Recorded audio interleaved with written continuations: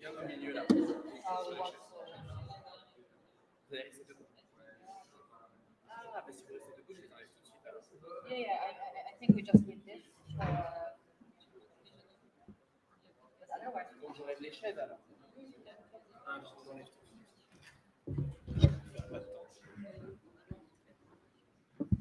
Ça marche, tu tournes à gauche, tu vas regarder un peu. Parce que derrière, c'est des chaises de caractère.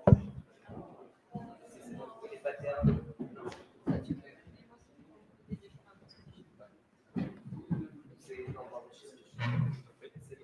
Ok, signature. I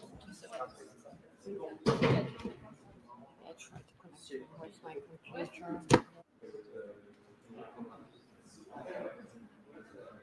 Non, mais attends, tu sais déjà, je me dis, du coup, ça m'arrête pas.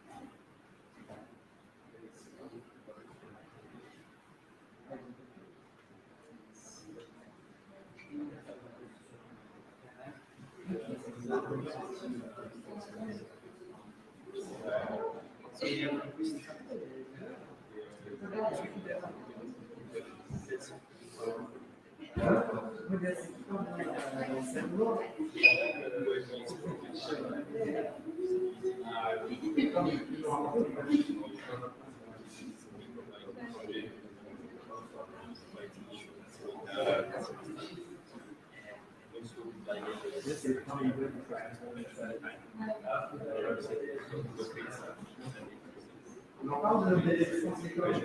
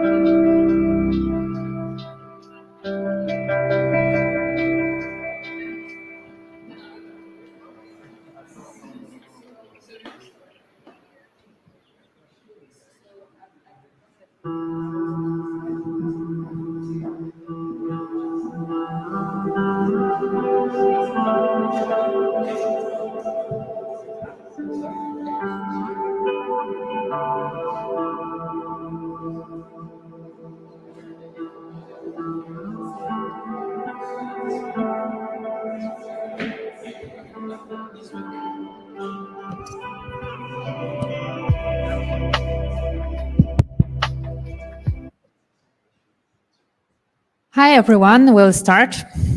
So thanks for coming. We will have today 2 talks from Julia and Marine. So the schedule goes as follows. Now we will start with some introductions, our standard introductions from Pyladies, and then from Leonard and 11. Then it will be followed by the talk from Julia and then Marine. And here, for those who are on site, we also have cocktail and networking. So as you know, Pyladies, we are in an international community where we try to especially support women in entering or being in the technical and Python fields. However, we are very much welcoming to also to friends of ladies. This is in Paris. It's run by volunteers. It's me, who is Maria, but also Mojde, who is looking after everything here, just behind me in the room. And also Maud, who is watching us online today. So we always ask everyone to follow our code of conduct, which you can find on Pyladies' side. And also, please be respectful and kind to each other. If you feel not comfortable of behavior of anyone else, please do not hesitate to get in touch with us also. And we have some people speaking English or French, so should not be a problem. So we are broadcasting live on YouTube. You can also find it later for references if there is anything you might have missed. And we welcome on-site and online interactions. Do not hesitate to ask any questions to the speakers. And here on site, we'll have a networking session as well. So besides the Pyladies YouTube, we also have a Slack, which you can join by going to Pyladies Slack and then finding our City Paris chapter, and also on Twitter in Pyladies Paris. So as we are volunteers, we always like to hear your feedback, whether it's negative or positive, so we can improve. But also we are always searching for speakers, venues, and maybe some sponsors of goodies. So today we thank very much Leonard and 11 for sponsoring this meetup. But if you think maybe your company would like to also support us, don't hesitate to reach out. We are community partners of JupyterCon. JupyterCon is in Paris this year, just in 1 month. So if you are interested, maybe check it out. And we are also community partners of EuroSciPy, which is in Basel this year. And we very much recommend to check this out as well. And now I will give the mic to Julia.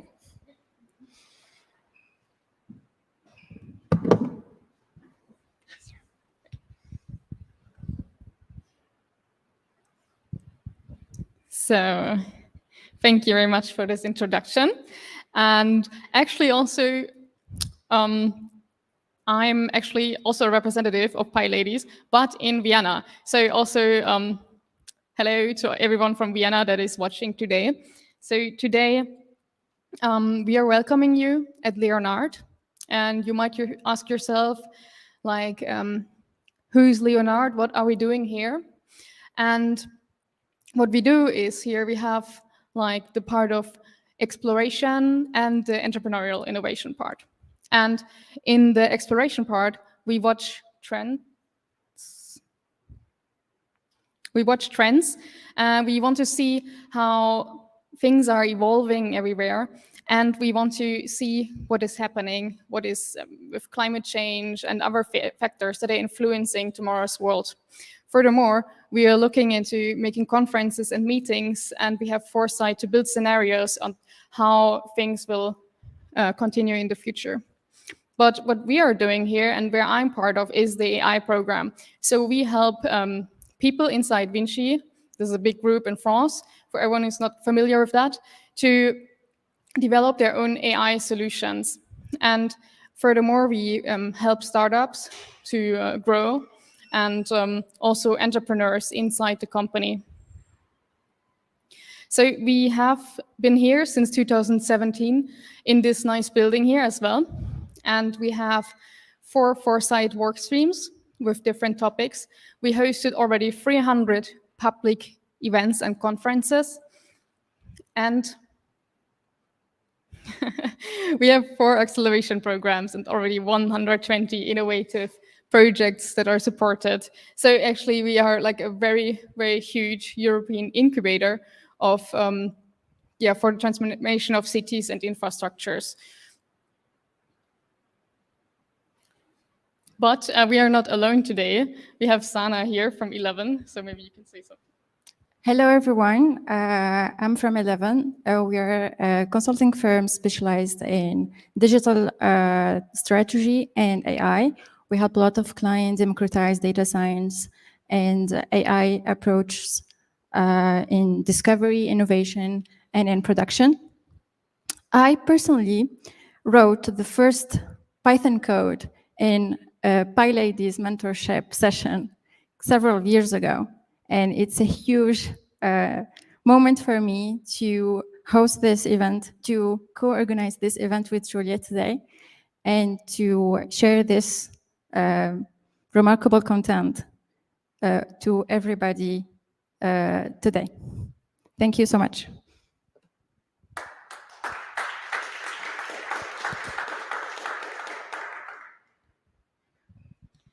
Okay, let's start. So again, hello to everyone. And what we will do today is we will slide a little bit into recommender systems and how we can boost personalization just as a remark, I'm not the biggest recommender system expert. I just deep dived into it in the last few weeks.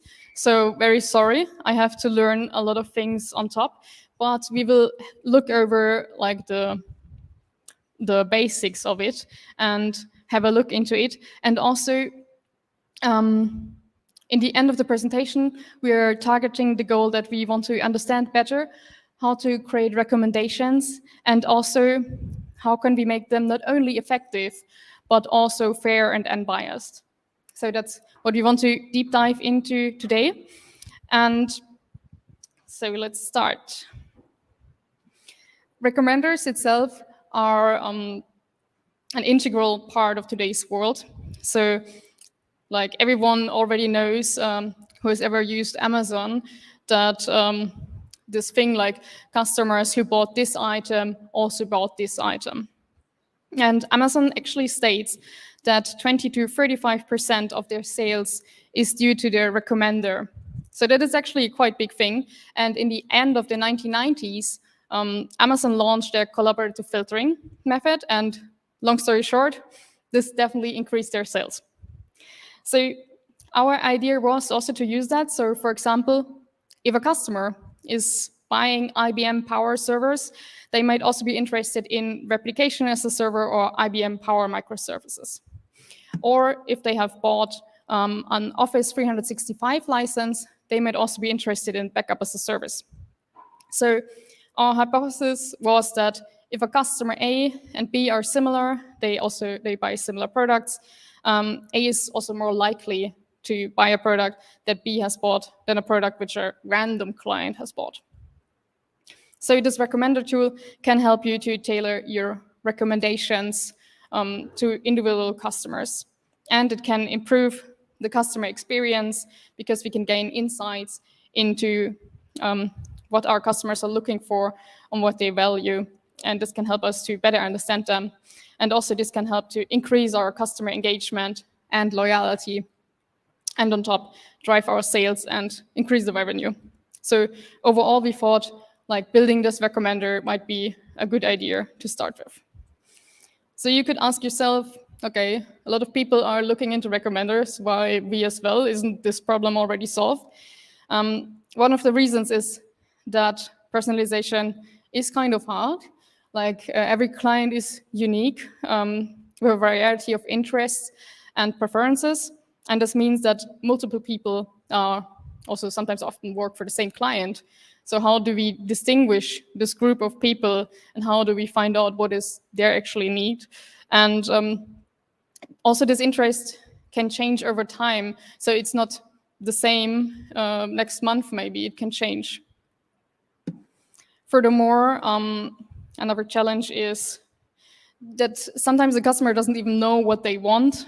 So this requires the system to be non-stationary. It should be context dependent, mood dependent. So for example, we recommend a book. If the person is happy, this person likes the book. But if the person is sad, it doesn't like the book at all. So another problem is that if we have very large data sets, but we don't have a lot of data on like one single customer. So the data is very sparse. Also, if we have a new customer, the information is very, very limited. And another point is the cold start problem. So cold start is basically if we have like a new product or a new customer, what do we recommend? We have no information about that yet. Also, evaluating can be difficult because, yeah, we have these classical methods like accuracy, but also sometimes I would maybe like to know more about the diversity of this recommender, the novelty or the fairness, and these are just a few other factors that must be considered. So just an example, a system might be accurate in recommending items that a person has previously purchased, but it might not be diverse enough in suggesting new items that the person might like. So we will have a look into that later, actually. And last but not least, these kind of models have multiple stages. So we have implicit data which means sometimes we don't really know what is the ranking. So they don't give us the feedback, oh, I really like this movie, so I give it a ranking of 5 out of 5 stars. No, sometimes we just know the customer bought it, but we don't know, did he like it in the end? Was it a good selling thing? We just know he bought it or not. So that might also make it more difficult. So what we start with usually, if someone explains you about recommender, is that there are two main different types of them. And we can say we have the content-based collaborative filtering and the user-based collaborative filtering, and a hybrid method that is combining both of them. So if we look at the content-based recommendation system, they use the characteristics of an item to recommend similar items. So for example, if we want to recommend books, we want to recommend books with similar titles or with similar subjects to a user that is reading a similar book. And for the other case, with the user-based one, we rely it on the preferences and behaviors of our users to make this recommendation. So I want to check who's a similar user, and then I recommend the same movies to these two. And if we look at user-based collaborative filtering, we know, okay, this customer bought this product, and maybe he bought it a few times. So the thickness of the line here is saying a little bit more about how the strength of the connection is. But the problem is actually to fill out these lines that we don't know about, the pink lines here, the missing connections. And it might sometimes be hard to recommend because of messy and unpredictable behavior of our clients. So we might never be able to predict what they will like. And we have always this guess about the future that is a little bit uncertain, and also that the people's tastes change.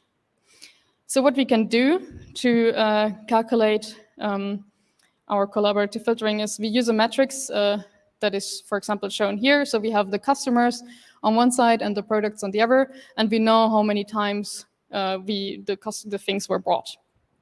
And it could also show, for example, if we have rankings, it could also show what kind of rankings it gave for movies. But in this case, we have implicit data from a customer bought something.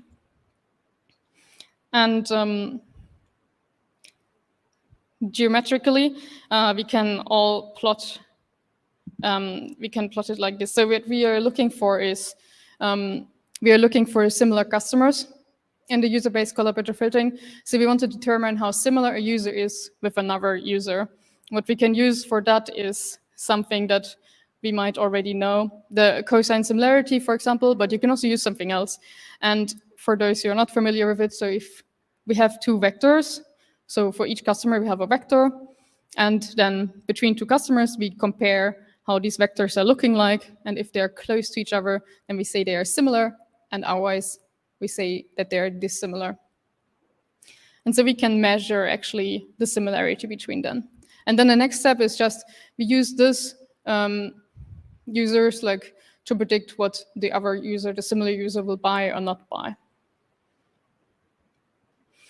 And a problem is geometrically we can plot all of that in a vector space. So every user and every item is a dot in this space. But the problem is on most axes, we do not have any information. So the idea is to reduce the 4-dimensional user vector that we have on the one side to a 2-dimensional vector space, and on the other side, this 5-dimensional vector, the item vector, we want to reduce it also to a 2-dimensional vector space. And by reducing that, we can kind of increase the computational power of that. So it's like it's similar to principal component analysis, a PCA. It's very familiar, this concept. And you do that by something called matrix factorization. But we will not go into details, but we will just have a quick look about it to give you an overview. So here we have our famous table again with all the items that were bought by the user. And now we want to make two matrices, two smaller ones out of it, that present latent factors, such as user preference and item attributes. So the blue dots, we actually don't really know what it is.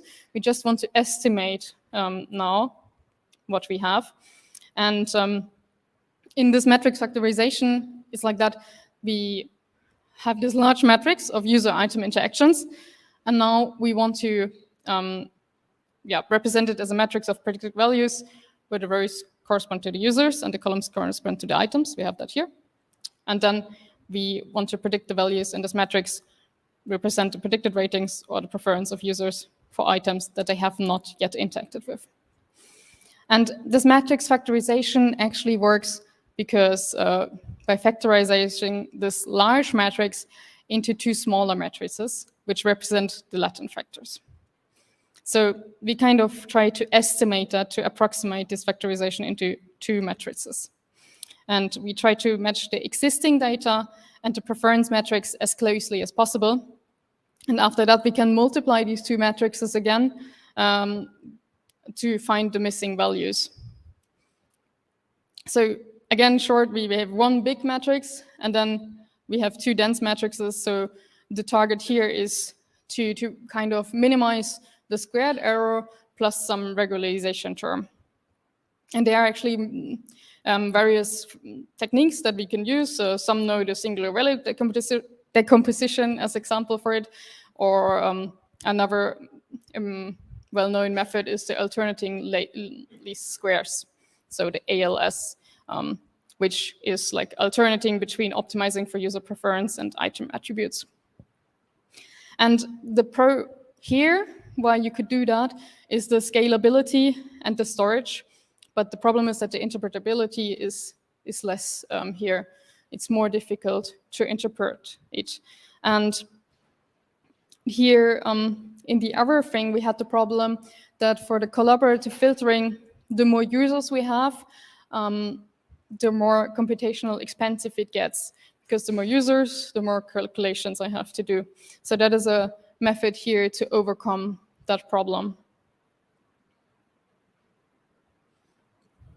So as we are already talking about the pros and cons, we had that here. So the user-based is really easy to implement, so we do not really have the need to have domain knowledge. We can just start, that's a good starting point. But we really have here the cold start problem, so that we have to, if we don't have this item, for example, before in our recommendations, it might be difficult to recommend it. And also, it really, really depends on the number of users and products I'm putting in. And for the item-based, here we can also have the benefit that we can also sometimes recommend niche items, because I don't really need to, if they're similar to other items, can be that they're not bought that much before, but now we can recommend that to them. And here we can combine them as well to actually use the strengths of both of them, and both of them are easy to understand and implement. So that's why you can combine these two approaches. But what we could do actually now is just have a look quickly on how you can do that, because there's actually a nice package for that.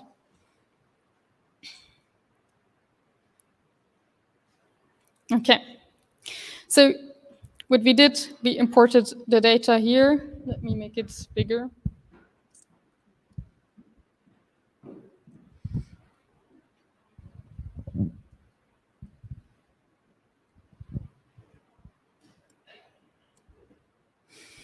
And we pre-processed the data, because in our case, we needed to have numerical IDs here. So that's what we did in the pre-processing. And what we also need is a function that creates a sparse matrix. So for that, we are constructing a sparse matrix for our users and items containing the number of the quantity. And what we are using here is not the data set that we were using in our project, because we cannot show that today. We were just using some data from a Kaggle competition here that is from the HMM recommendation challenge. So here we have, to give you an overview about the data set, we had articles, we have customers, and we have transactions here. So we are loading them. And for example, here we have like article IDs, And each article has a product name, a product type name, a product group name, the graphical appearance, and other things like, for example, a product description in the end, and also the color and the garment type. So what we did in pre-processing here was that I computed with a sentence bird. I computed, for example, the embedding here for detailed description of the vector. So that was just for pre-processing, that it gets faster later. And for the customers, we also have some information. So we have, for example, a customer ID. We could have had the age, the postal code, and so on. And we have the transactions here, which are basically only the customer ID, the article ID, the price that we are selling here for, and the date of it. So we have now this sparse matrix function. And for that, you can just use that. And after pre-processing it, we formatted the date, okay, a little bit of data transformation.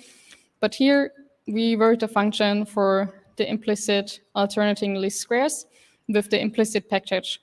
So the implicit package really makes it faster. I tried first to write it on my own, but I noticed using this package is much more efficient. And the only thing you actually need to do here is you import the model, and then you give it the factors, a regularization, and the number of iterations, for example. That is the minimum I gave for it. But you can actually play much more with it. Also, if you have a GPU, you can make it much faster. So in the end, you fit the model, and then you can calculate it with your sparse user metrics that we have created before. And then that's it. We recommend now for all our customers, we loop over it, and we recommend products to them, because in this task, we set ourselves the target to recommend for each of the customers a specific amount of items. And that is happening here. And yeah, in the end, we just have a data frame with all user IDs and all item IDs and the scores. So for example, for customer A, I'm recommending a book about recommender systems and a book about how to bake banana bread. So that is in the end the result and some score of it, how it performed. So that is all. And then you already have your first recommendation. So it's not a lot of lines of code, and you're done, actually.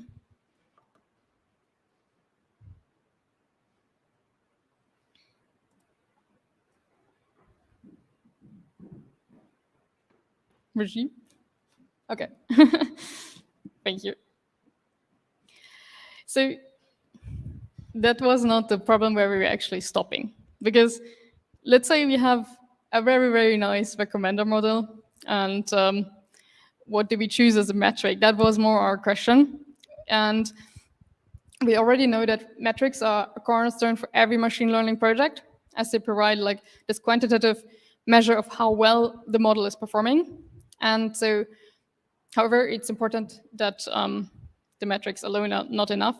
So they need to be aligned with the strategy of the project. So that is also very important. So it can be good to make that important. So for a fraud detection system, for example, the objective is to minimize the number of false negatives, so not detecting a fraudulent transaction. And even if that is also accepting more false positives, so flagging a legitimate transaction as fraudulent, that might also not be that good. And on the other hand, in medical diagnosis system, it's maybe the other way around. So we want to minimize the number of false positives, like, for example, diagnosing a healthy patient is sick. We don't want to have that. So therefore, choosing the right metric is important. Also, another example here is with the horror movies. We really want to, if we want to recommend horror movies, and we really want to look for precision. But on the other hand, if we have here the problem that we have Netflix parental control, we absolutely do not want that the model misses some horror movies. So here we are looking for the recall. So what do we have for recommenders then? What is like useful here to have a look on? we have, for example, the classic metrics that we already know. So we have precision, recall, the F measurement, and so on. So the process, like everyone will understand. It's easy to communicate about it. But on the other hand, it needs some kind of golden standard. So if I don't know, in the end, if my recommendations are really that what I want to have, so if it's not a Kaggle competition where in the end I can measure it against some sample submission data set and then I can calculate my score, we cannot really use it. And in real life, this could happen. And then what else we have is like a ranking. So we could calculate the mean reciprocal rank, for example, or the normalized distance-based performance measure.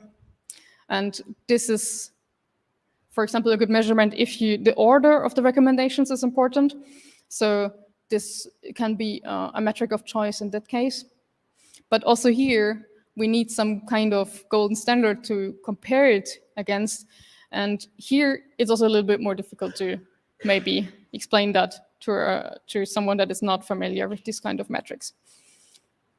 Another thing that might be more easier to explain is the coverage. So you have the fraction of users who get recommendations, for example, or the fraction of recommended items, or the catalog coverage, or the sales coverage, or whatever you want. And here is, it can be a warning signal. So if the recommender does not reach enough customers, this could be something that could be a warning signal. Or if it doesn't recommend a large enough diversity of items, so the coverage of the items is not high enough, this can also be a warning signal. But on the other side, it really doesn't say anything about the accuracy. So I could improve this score by just recommending random items, and then I might have a super good coverage for my items, but not a really good recommender because I just recommended random things. So is there any other alternative to that? Because first we said, what about diversity? How to improve diversity in personalization? So another measures are, for example, novelty. Novelty could be like how novel the recommendations are for items that the user did not know about. So this can be like attract like long-term relationships with your customer, or but it might not always be feasible and might not always have a clear market demand on this side. Another thing could be serendipity. So it describes the unexpected discovery of something valuable or useful. So also here, this can lead to new discoveries and could be a really good recommendation sometimes, but it might be difficult to scale that up and also to replicate or kind of control what is happening here, and to avoid that is getting too random.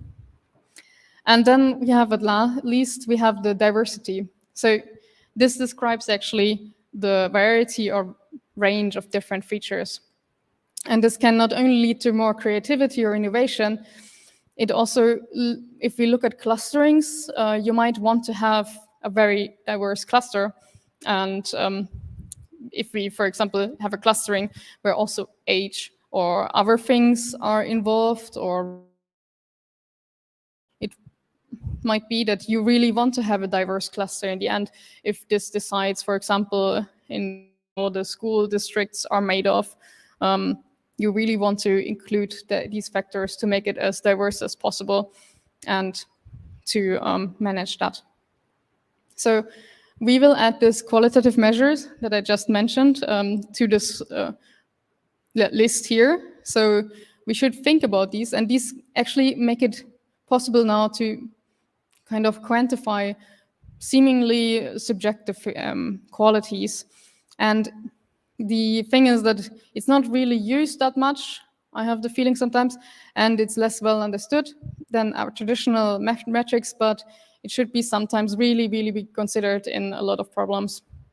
But also, if we look at this list, it's also not complete. So some might say, okay, what about utility? If I have a web tool and want to have online metrics, or I have online metrics, I could also say, okay, I want to have the click rate or the conversion rate or something like that. Or if I really want to see how this cold start problem is solved, I want to have a look on the number of cold items that are recommended, the percentage of them, or the number of cold users who received recommendations. So that can also be on top of that, just to say that. So if we say we want to make it more diverse, so what is our option? How can we achieve that? And one idea we found in a paper was the fair clustering, the idea of fair clustering to optimize the recommendations. And this paper was called Attraction Repulsion Clustering, a way of promoting diversity linked to demographic parity in fair clustering. It's from Barrio et al. From 2022. And the idea is to use the clustering as a pre-processing method for our recommendation. So we cluster the products to improve the diversity in the end. And this means that we want to develop cluster that favor diversity with respect to a set of protected attributes.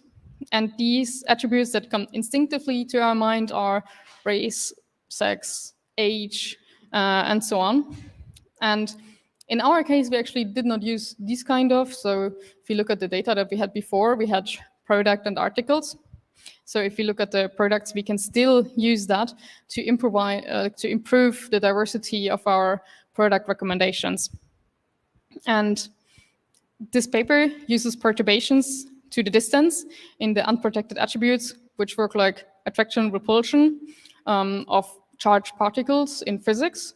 So it actually copies electromagnetism and is inspired by that. But we can look at a visualization, maybe it gets more clear. So on the left, we have the classical clustering. And here you see we have like two clusters, a pink one and a purple one. And on the other side, we have another clustering performed on the same set of points. It's exactly the same set of points, but now the colors are different because now we are protecting the variable shape. So we have a more diverse clustering in the end. So the steps that we have to do is we have to define the attraction and repulsion variables. So what do we want to attract? What do we want to repulse? And then we have to compute this attraction distance between each pair of data points, and then on the other hand, penalize the distance using the similarity of the repulsion variables. And then we can just apply any classical clustering algorithm on top of the new distance. We just used k-means, but you can also use something else because it works really well in the Euclidean distance, for example. And you can actually also easily configure the weights of the repulsion and attraction parts. That is very nice, and you can manage it over time. So due to that, what was the result of that? You might be able also to play a little bit with the weights of that, of the attraction and repulsion variables that we will use.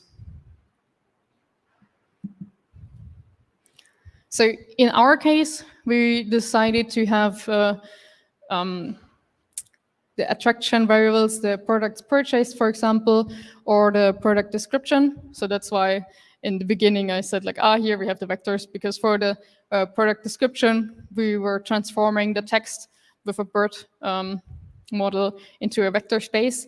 And then we have the repulsion variables. So for example, you could choose the product group and the price. So we don't really want to have this price having such a huge influence on this, so we want to have it more repulsive. And then in the end, you kind of select the distances, you set the weights, and then you compute this global distance considering this new attributes that we have. And then in the end, you have this matrix. So we can just have a look now how this will look in the end.